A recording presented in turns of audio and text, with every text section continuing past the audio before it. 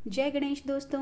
आज है संडे और संडे का दिन होता है चीट डे। आज के दिन मैं मॉर्निंग वॉक भी स्किप कर देती हूँ और सुबह वाले फ्रूट्स का जो मेरा पहला ब्रेकफास्ट होता है उसको भी। आज के दिन होती है स्किन केयर और पी जाती है सुबह अपनी एक गर्मा गर्म कप चाय और आराम से खुद के साथ अकेले में। तो उससे पहले मैंने 5:30 पे मैं उठ गई थी और 5:30 पे उठने के साथ मैंने पहले अपना फेस पैक रेडी किया। देन मैंने चेहरा धोया, ब्रश किया, एक लोड मशीन में लगाया। उसके बाद मैंने अपने चेहरे पे ये जो पैक है उसको अप्लाई किया और उसके बाद मैंने आराम से आधा पौन घंटा अपना चाय को एंजॉय किया।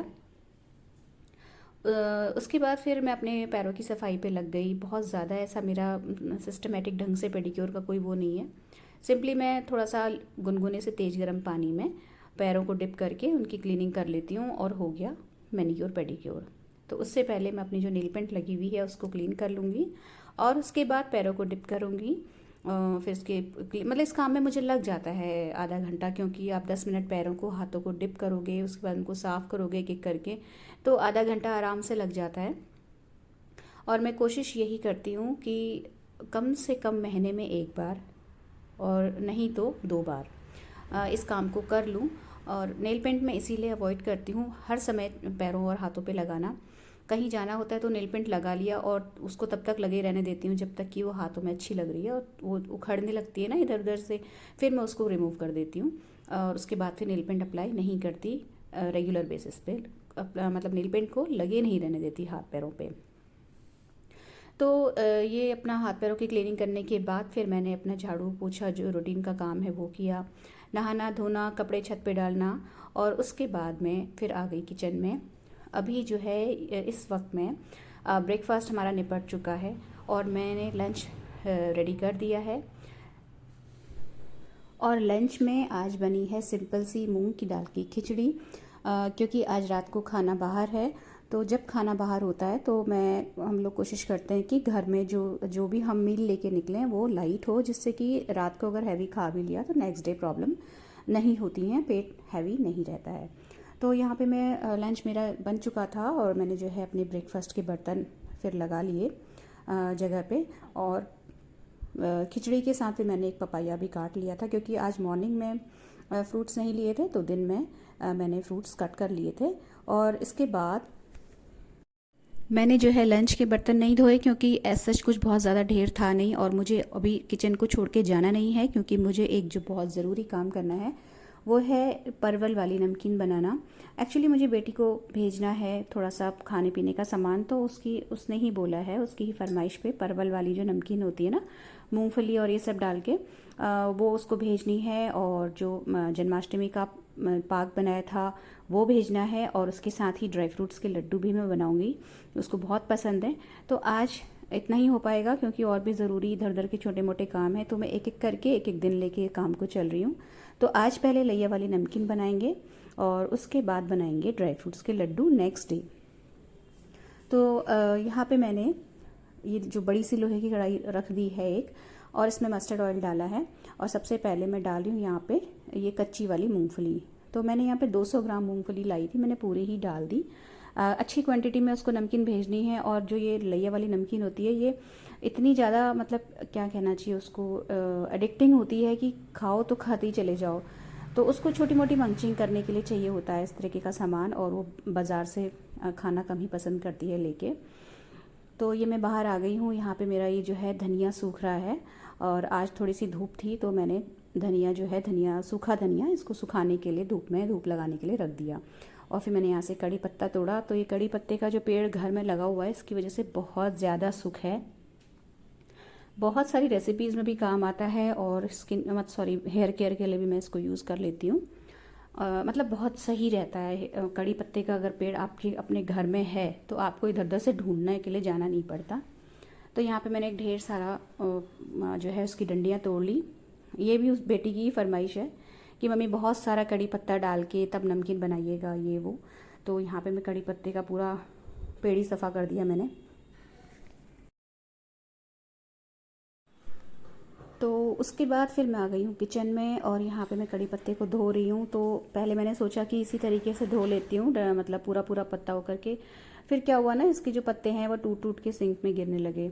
तो फिर मैंने इस तरीके से धोना छोड़ के फिर अपनी स्टील वाली जो जाली मतलब छलनी होती है ना सब्जी वगैरह धोने वाली, उसमें ये जो डंडियां हैं कड़ी पत्ते की उनको रखा। तो फिर मुझे काफ़ी कन्वीनियंस हो गया, जो है एक एक करके मैं दोनों हाथों को यूज़ कर पा रही हूँ। यहाँ पे अच्छे से एक एक पत्ता धुल जा रहा है।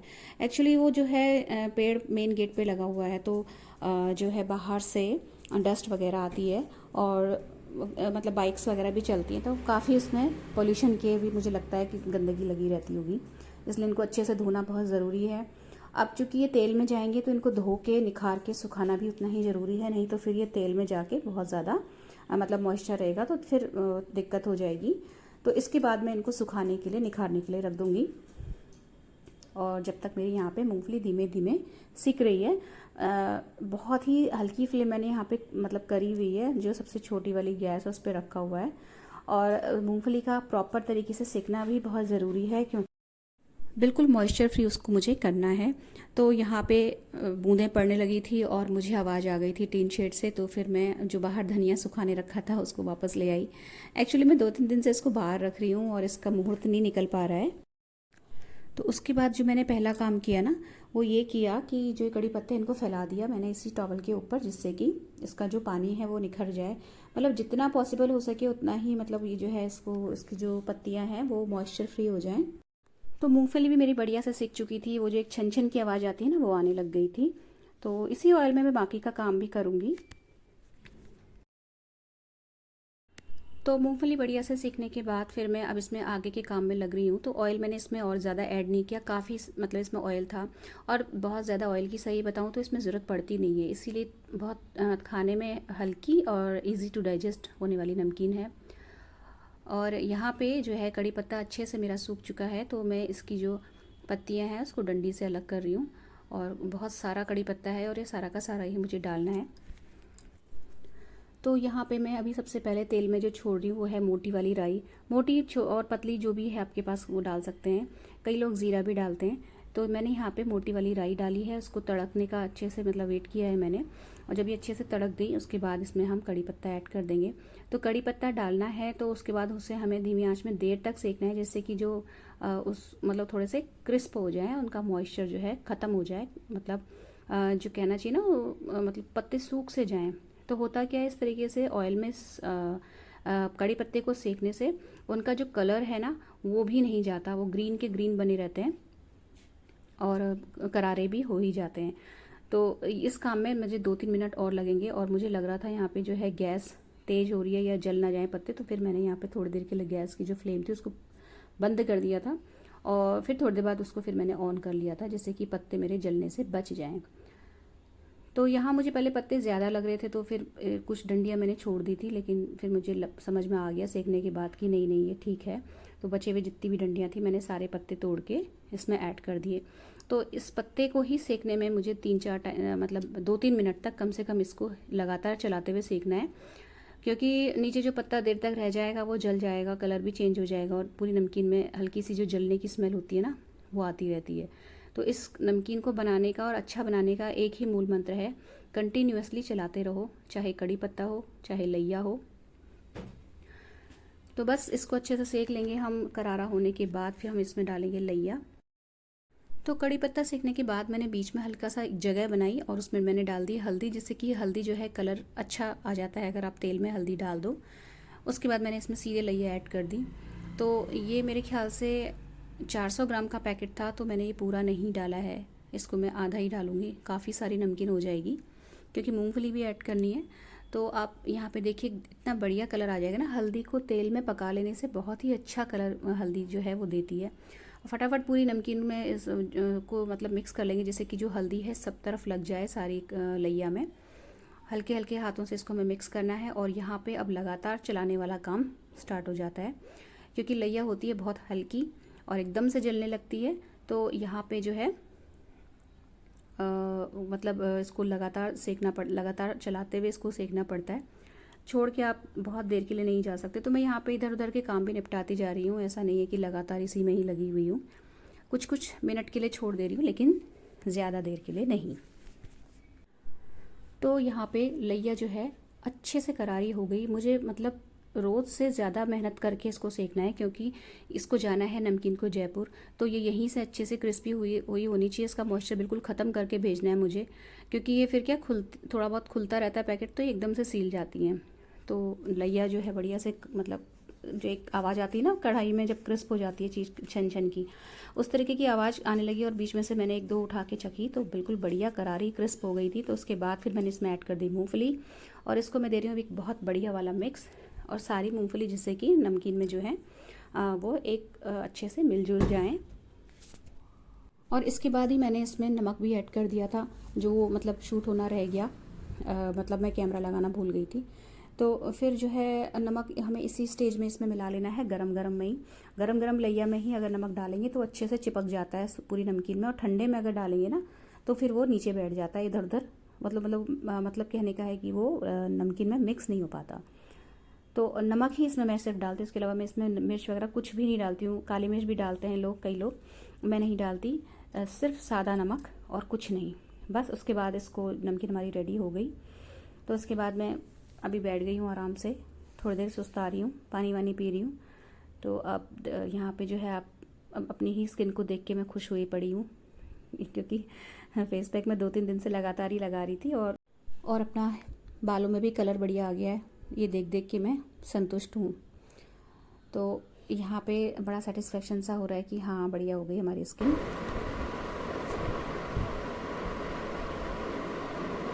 ये एम्ब्रॉयडरी देख रहे हैं ना फ्रेंड्स, इसका वीडियो भी मैंने अपने दूसरे वाले चैनल पे डाला हुआ है, कैसे करी है और किस तरीके से एक सिंपल से सूट को मैंने पार्टी वेयर लुक दिया हुआ है, तो आप ये चेक कर सकते हैं।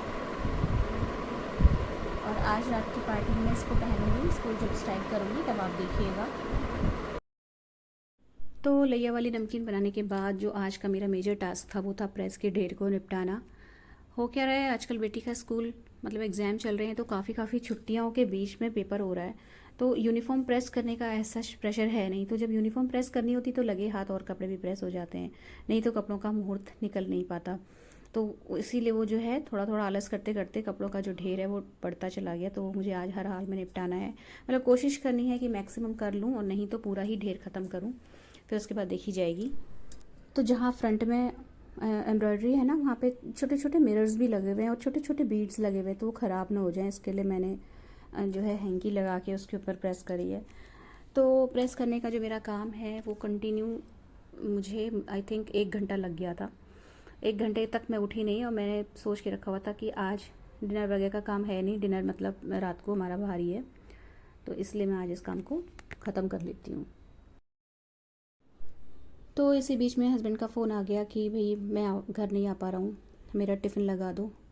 तो मैं जो हूँ फिर किचन में आई, और उनका जो मट्ठा और फ्रूट्स वगैरह हैं वो सब कुछ मैंने निकाल के टिफ़िन में लगाया। और उसके बाद ऑफिस को कॉल करी, तो एक लड़का आ जाता है टिफ़िन लेने, वो आया, उसको टिफ़िन दे के फिर मैंने अपना किचन का जो फाइनल समेटने का काम था वो भी ख़त्म कर लिया। और अभी मेरे कपड़े बच गए थे उसके बाद मैंने कपड़े प्रेस किए, 2-4 ही बचे थे, उनको निपटाया, और फिर मैंने उनको जगह पे लगाना शुरू कर दिया। तो मैं कपड़े जो है जिसके कमरे के होते हैं ना, उसी कमरे से प्रेस करते समय ही उनको उस तरीके से पाइल अप करके रखती हूँ, चाहे फोल्ड करना हो या हैंगर में टांगना। तो एक एक करके फिर मैं सारे कपड़े जगह पे ले जा रही हूँ, सबको जगह पे रखूँगी। तो ये एक कुर्ता मैंने फिर भी यहीं पर छोड़ दिया, जो मुझे रात को पहनना है, कि मतलब एक बारी फिर से रात को, वैसे तो प्रेस कर लिया है लेकिन पहनने से पहले एक बारी एक हाथ और लगाऊंगी इसमें, इसलिए मैंने प्रेस वाली टेबल को भी नहीं हटाया। इसके अलावा सारे कपड़े मेरे प्रेस हो चुके हैं, कुछ भी नहीं बचा, एक रुमाल भी नहीं छोड़ा मैंने, आज सब प्रेस कर लिया।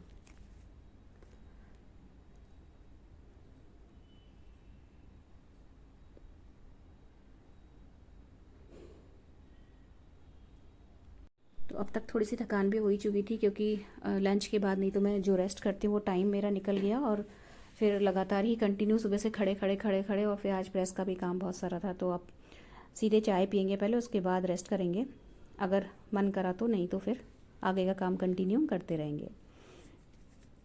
तो स्टील के ग्लास में ही मैं चाय बनाती हूँ अपनी, 2 ही कप चाय पीती हूँ, और दोनों ही बार स्टील के ग्लास में ही पीती हूँ। मुझे कप में चाय समझ में ही नहीं आती, ऐसा लगता है कि मतलब पीने से पहले ही ठंडी हो गई।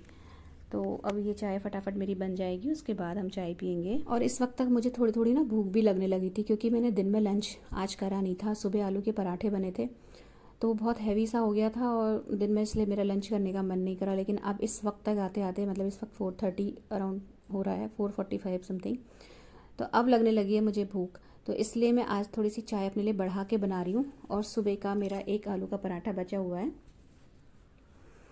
उसमें मैं बटर लगा के खा लूँगी। नहीं तो अगर अभी नहीं खाऊँगी तो फिर रात को मुझे लगने लगेगी भूख।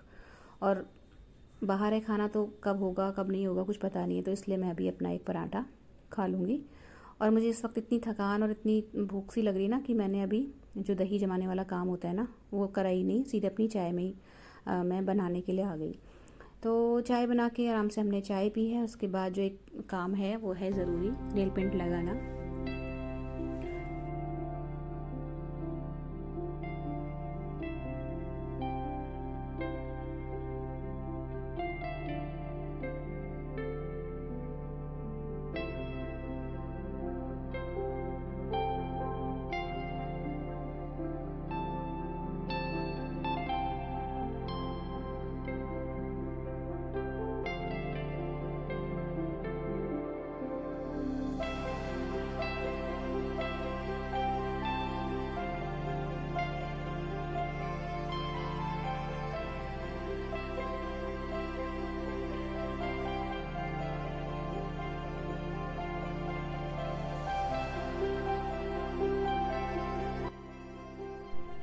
तो नेल पेंट लगाने के बाद फिर मैंने मशीन पे एक लोड लगाया। और इसलिए लगाया क्योंकि कपड़े थोड़े से ज़्यादा थे, और इसलिए भी लगाया क्योंकि अब आज जो है रात को बहुत लेट हो जाएगा, तो कल सुबह का काम मुझे हल्का करना है। क्योंकि सुबह फिर सारे ही काम पड़े रहते हैं, झाड़ू पोछा वगैरह, तो ये रखता है कि कपड़े वगैरह रात को धो के रख लूँगी तो सुबह सिर्फ फैलाने का काम रह जाएगा। तो एक लोड लगाया मैंने, उसके बाद फिर मैं अपना संध्या की आरती के लिए आ गई हाथ मुँह धो के।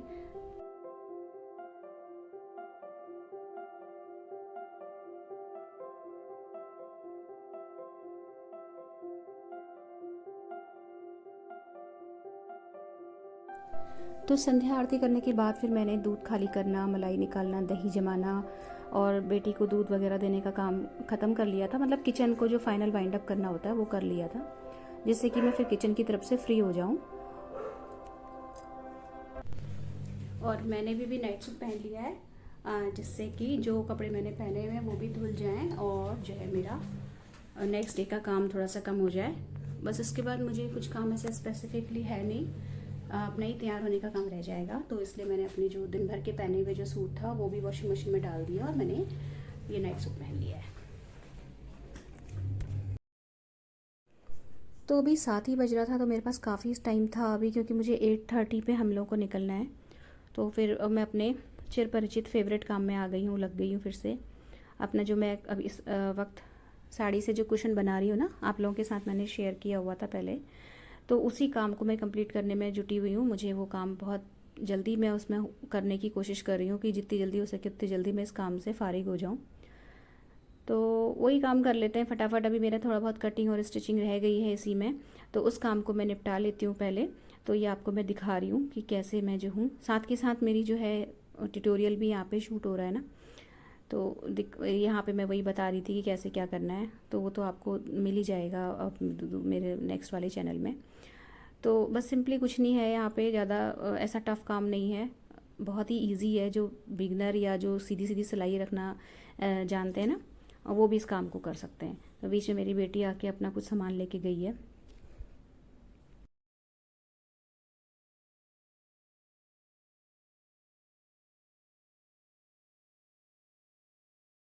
साथ के साथ कपड़े भी धुल रहे हैं, तो मैंने इस बीच में कपड़े भी धोती रही और डालती, मतलब मतलब एक ही बैच था कपड़ों का, तो वो धुल गया फटाक से। तो अभी मैं क्या कर रही हूँ ना, कपड़ों को सॉर्ट कर लेती हूँ, क्योंकि अभी से अब ये कपड़े जो हैं सुबह तक सूखेंगे छत पे, मतलब ले जाके। तो इसलिए मुझे कलर्ड कपड़े अलग और वाइट कपड़े अलग करने हैं, जिससे कि एक दूसरे पे कलर ना छोड़ें।